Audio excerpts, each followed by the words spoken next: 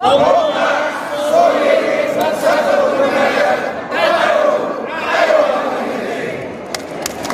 daerah adalah pelayan rakyat.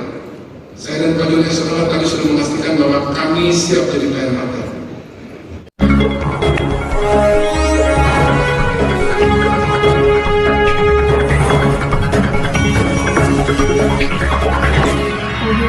Jadi tepuk tangan bagi para bupati, wali kota, wakil bupati, wali kota yang sudah dilantikkan. Jadi tepuk tangan bagi Presiden yang tulus kepada seluruh bupati, 20 bupati yang sudah dilantik dan wali kota bukan.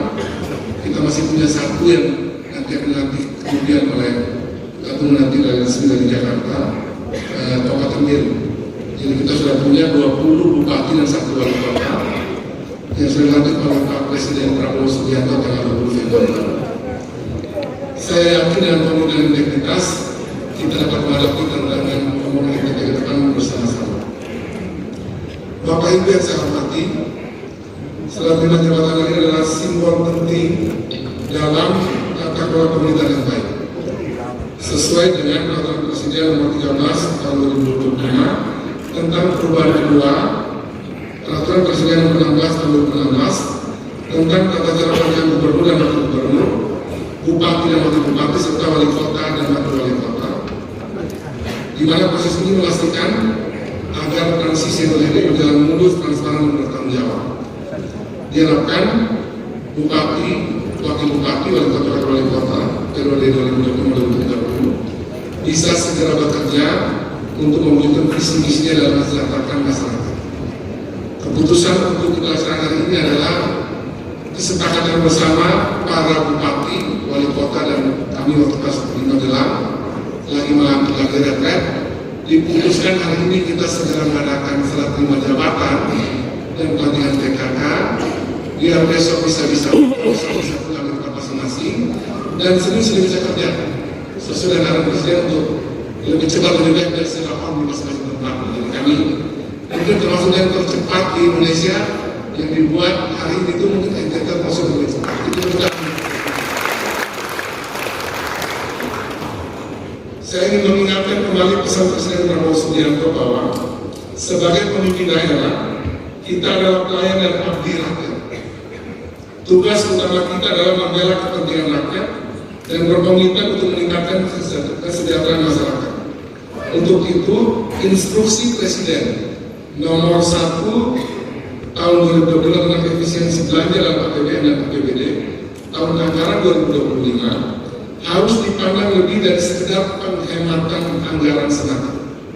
Efisiensi ini bertujuan untuk memastikan bahwa setiap rupiah yang dikeluarkan tepat sasaran dan berdampak langsung pada kesejahteraan masyarakat.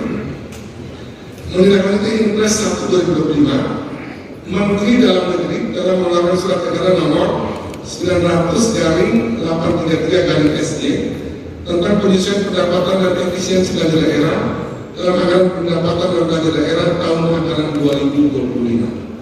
Sebagai pemimpin daerah, kita diwajibkan untuk menerjemahkan kebijakan ini dengan penuh tanggung jawab dan transparan, menghindari pemborosan dan memastikan pengelolaan anggaran tepat sasaran.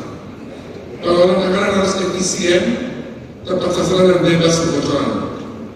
Dalam ruang fiskal terbatas, kita harus memprioritaskan program yang berdampak langsung pada masyarakat untuk mendorong kemajuan dan kesejahteraan NTT. Dengan demikian, efisiensi anggaran bukan hanya sekedar mengurangi angka, tapi memaksimalkan hasil dari setiap program untuk menciptakan perubahan nyata dan berkelanjutan. Fokus kita harus pada prioritas pembangunan yang berdampak langsung pada masyarakat, mengurangi ketimpangan sosial, dan mewujudkan NTT yang lebih sejahtera dan adil. Dengan tekad dan kerjasama solid, kita akan menjadikan NTT sebagai contoh. Sekali lagi, kita akan menjadikan NTT sebagai contoh efisiensi dalam pengelolaan anggaran, membawa kita pada kemajuan dan kesejahteraan merata bagi seluruh masyarakat konglomerat. Hadirin yang saya hormati, NTT saat ini mengalami berbagai tantangan besar yang membutuhkan perhatian serius. Angka kemiskinan yang masih tinggi mencapai 19,8% pada tahun 2024, dengan kemiskinan ekstrim mencapai 2,82%, serta stunting yang mencapai 37,9% berdasarkan survei kesehatan Indonesia tahun 2023. Di sisi lain, tingkat pengangguran terbuka (PPT) pada tahun 2024 mencapai 3,02% dengan angka putus sekolah yang masih tinggi. Masalah ini berkontribusi pada tingginya tingkat pidana perdagangan orang (PPDO) dan pekerja migran Indonesia yang tinggal. Meski demikian, kita memiliki potensi besar di sektor pertanian, perikanan, kelautan, pertukaran pariwisata dan energi terbarukan yang perlu dimanfaatkan untuk mendorong pertumbuhan ekonomi inklusif dan berkelanjutan. Tugas kita mengoptimalkan potensi ini untuk mempercepat pertumbuhan ekonomi, salah satunya dengan membuka ruang investasi, khususnya hilirisasi sumber daya alam tambang, untuk menciptakan lapangan kerja dan mempercepat pertumbuhan ekonomi. Hilirisasi ini pada tingkat daerah akan juga mendorong industrialisasi yang dikembangkan di Nusa Tenggara Timur.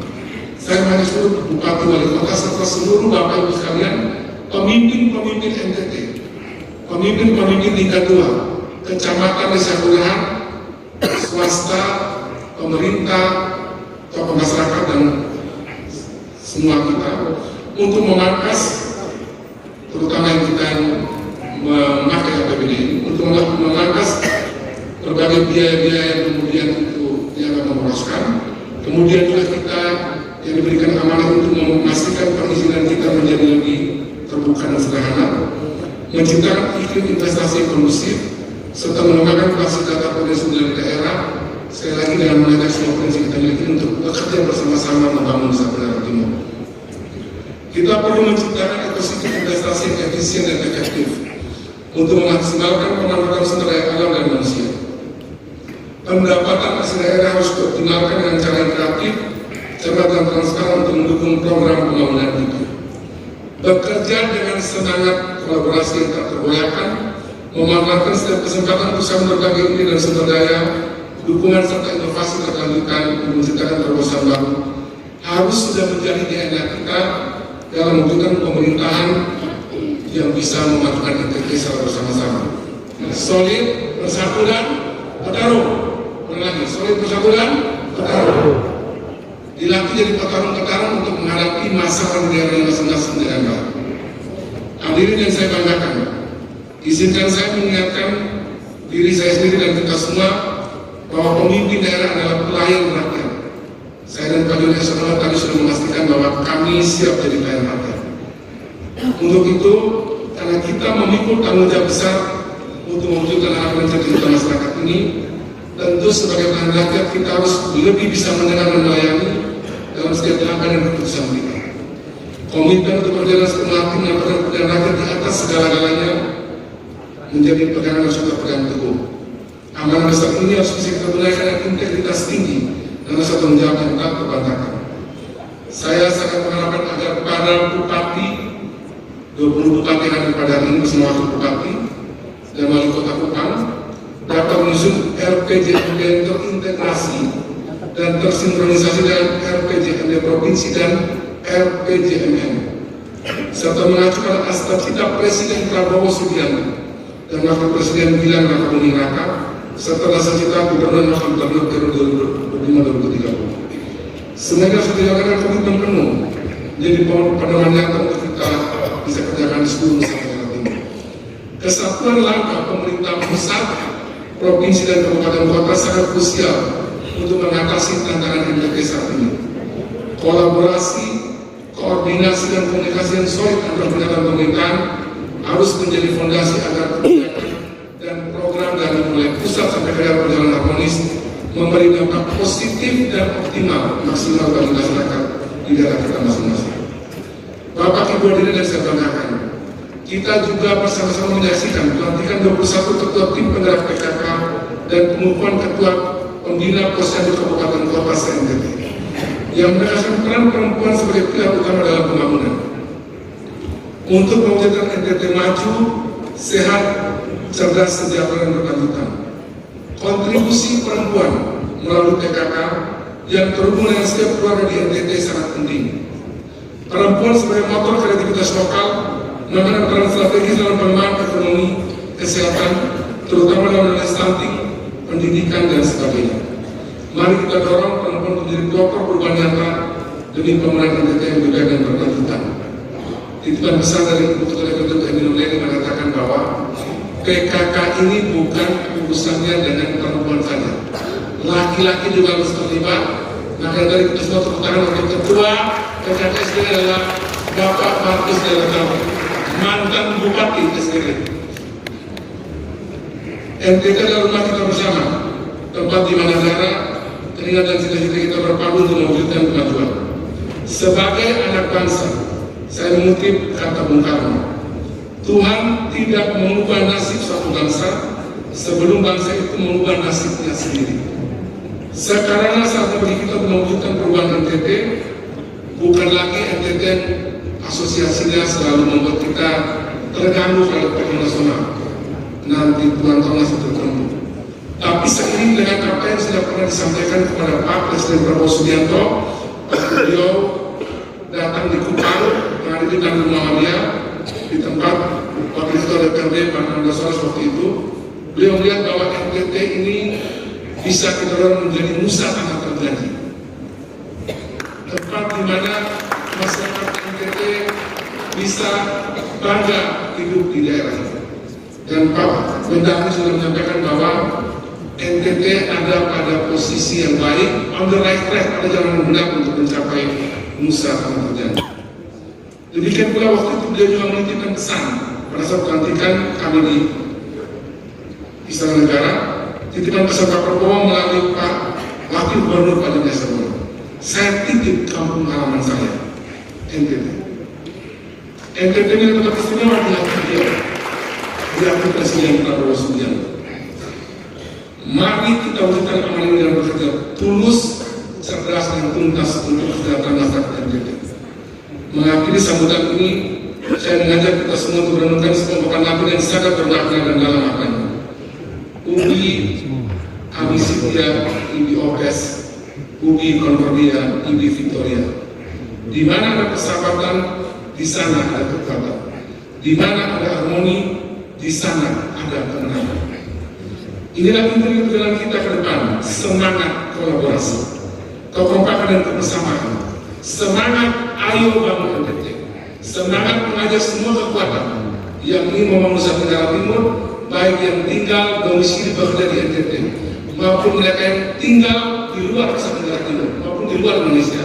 Kita ajak bersama untuk bangun Nusa Tenggara Timur dengan segenap kekuatan yang kita sama-sama bisa berikan bagi provinsi. Kita harus bangun persatuan yang kuat, di mana setiap perbedaan menjadi kekuatan, setiap ide menjadi langkah maju, dan setiap tangan bisa bergandeng tangan untuk kita menuju kemenangan bersama. Semoga Tuhan Yang Maha Kuasa senantiasa menyertai dan memberikan keberkahan bagi visi kita untuk membangun NTT yang lebih baik. Kiranya Tuhan menolong kami, kiranya Tuhan menolong kita semua. Selamat bekerja kepada para bupati, wali kota dan wakil bupati, wakil wali kota periode 2025-2030, dan juga bagi seluruh dan semua ibu-ibu ketua penggerak PKK dan juga ketua posyandu NTT. Semoga Tuhan memberkati kita semua. Ayo bangun NTT. Coba kita